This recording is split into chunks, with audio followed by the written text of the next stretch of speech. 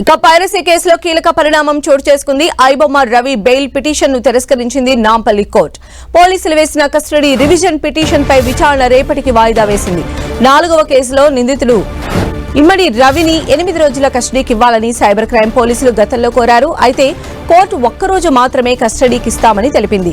ఒక్కరోజు కస్టడీ సరిపోదని ఒక్కొక్క కేసులో కనీసం 5 రోజుల కస్టడీకి ఇవ్వాలని పోలీసులు రివిజన్ పిటిషన్ దాఖలు చేశారు. దీనిపై విచారణ జరిపిన న్యాయస్థానం రేపటికి వాయిదా వేసింది.